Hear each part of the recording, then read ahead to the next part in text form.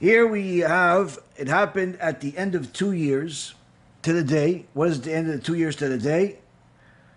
Yosef HaTzadik was in prison, in a dungeon, for 10 years. After, at the end of last week's parasha, where he interpreted the dream to the chamberlain of cupbearers and the chamberlain of the bakers, after the chamberlain of cupbearers saw that the interpretation was favorable and he was freed, Yosef asked him for a favor, if you will, to put a good in word for him to Paro to see if he could free him. And having faith in a person and not 100% in Hashem, at his level, Yosef got punished with an additional 2 years added to the divine decree of him being in prison. So instead of it being 10 years, it ended up being 12 years. So this parasha starts, it happened at the end of 2 years, meaning the end of the 2 extra years that were added to the sentence of Yosef.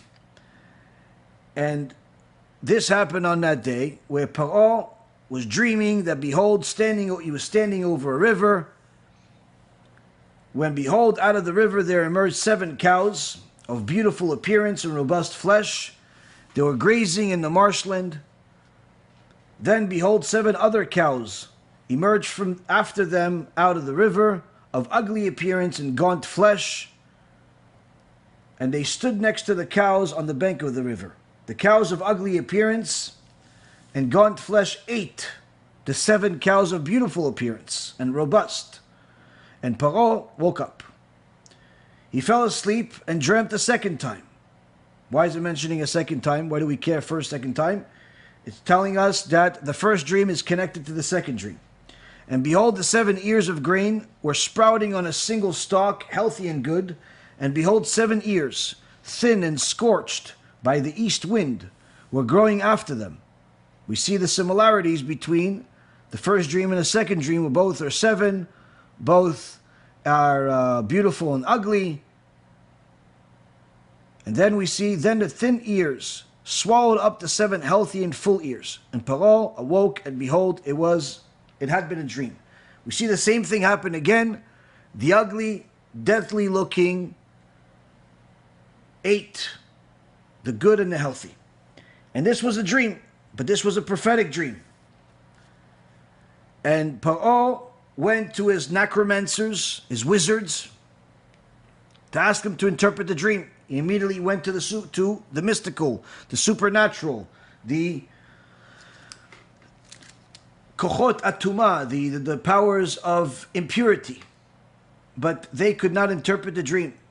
Then he went to his wise men, and his wise men could not interpret the dream either. And then the chamberlain of cupbearers throws a suggestion where he brings Yosef, as the Torah tells us that since the sentence is done, Vayishlach Paro vayikra et Yosef vayiritzu min haבור. Vayigalach vayachalef simlotav vayavo el Paro.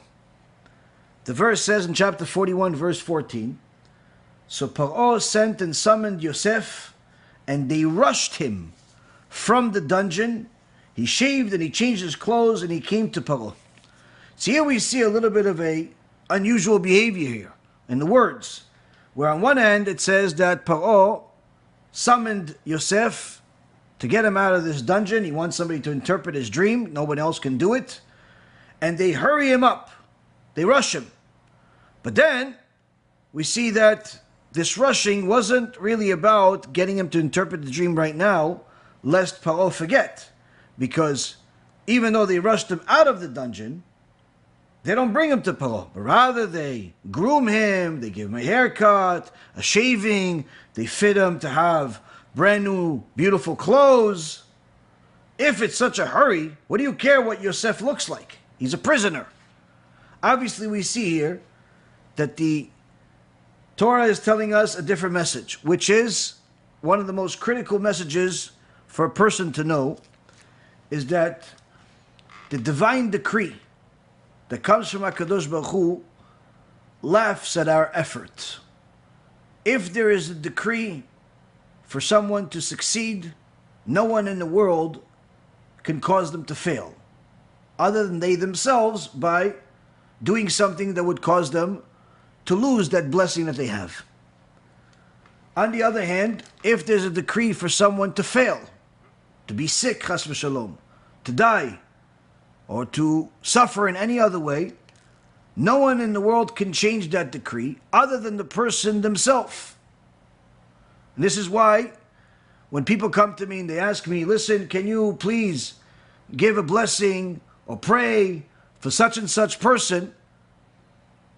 Or can you have one of your dayanim, or even the mekubal that we're connected to, or a couple of them, Baruch Hashem, do a pidyon nefesh, or do one of the tikkunim or something for such and such person. The first thing that I ask is if these people are Torah observant. And if they're not, they have to become. If they're not willing to become Torah observant, if they're not willing to take on mitzvot and keep Shabbat and take on an important mitzvah, then we simply tell them that the prayers are not going to help.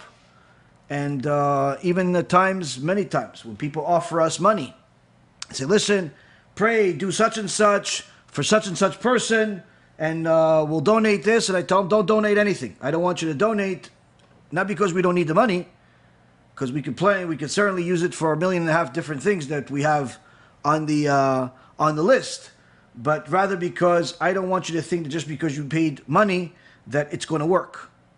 It doesn't work that way. The money helps, but we need a mitzvah from that person to make it help.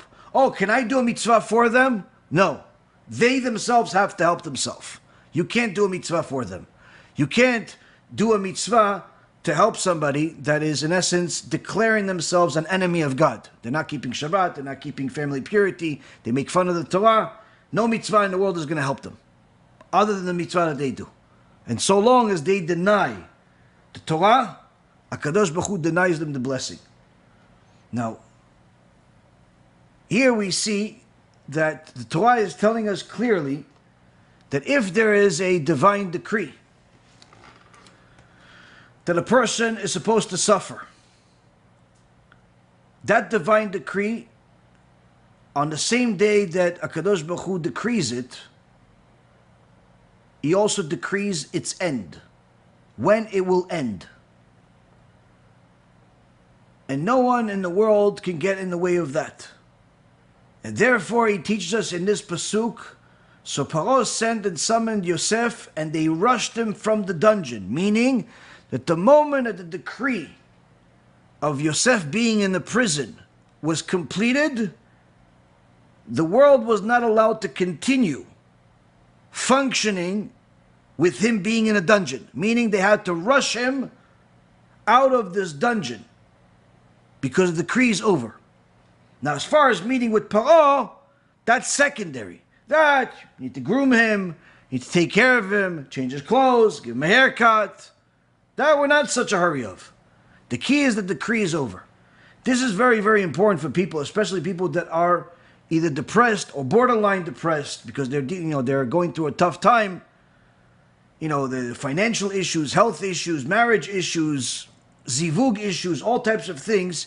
You should know, so long as you yourself do not ruin your blessing, so long as you yourself do not do things that cause you to get more difficulties. If you're doing everything that you're supposed to do, you're serving Hashem, you pray to Him, you give tzedakah, you learn Torah, you follow the mitzvot, you do all the things that you're supposed to do, and you're not ruining the blessing by violating Shabbat, by wasting seed, by being immoral, by stealing, by gambling, all the same list that causes people to lose their blessing that we always talk about. As long as you're not ruining your blessing, you should know that dark cloud that's above you right now, that's causing you to lose money, that's causing you to be sick, that's causing you to have a difficulty, that dark cloud has an expiration date. And that expiration date will come. That expiration date will come. Don't lose hope. Don't jump off. Don't become depressed. Why? There's no point. Depression is not going to make that dark cloud go away. In fact, it may cause it to stay longer. Killing yourself is not going to make the dark cloud go away. It'll just make it permanent. The key is to know the dark cloud has an expiration date.